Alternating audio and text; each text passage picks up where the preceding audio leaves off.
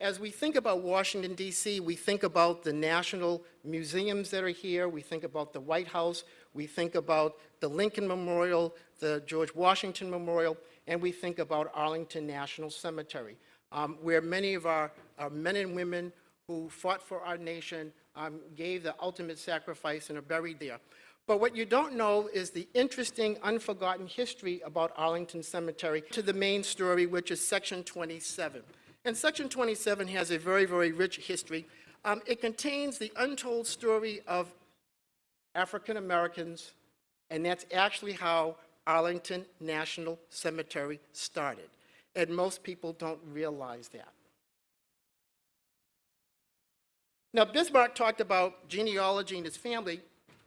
And we have, Tim and I, my co-author, and we wrote different aspects of the book, began to investigate this section of Arlington National Cemetery and wanted to know how it came to be.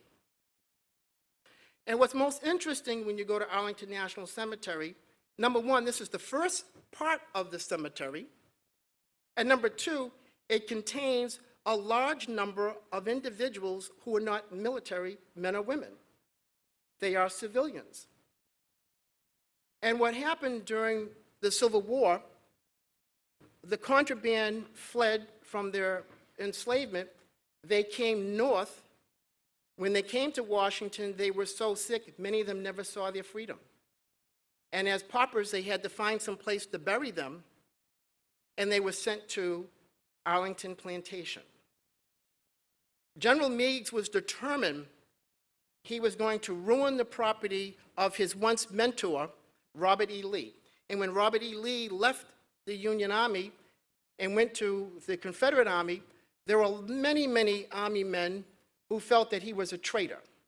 And they saw no ultimate prize than to ruin the land that his family owned.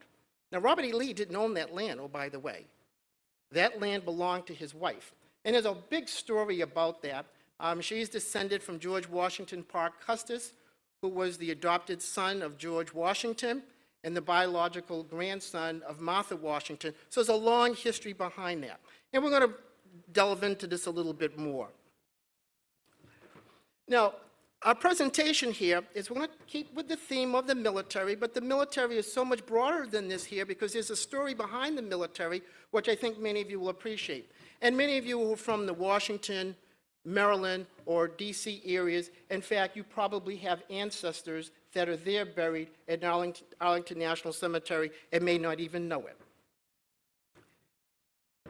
We're going to describe the root causes and conditions of Washington's public health emergency during the Civil War, which led to the birth of Arlington National Cemetery, and we're going to navigate the challenges that the stewards of this historic plantation once had. Now, Bismarck talked a little bit about Monrovia, Liberia, and all of these things are interconnected. And it's very interesting in doing genealogical research and history research, we find out how all these things are connected. And George Washington's nephew, the president, was the president of the American Colonization Society, and it was the American Colonization Society that helped found Liberia. And many of the free people who were sent to Liberia were free men and women. Now, the history behind many of these free men and women, they were actually the interracial children of the Virginia plantation owners.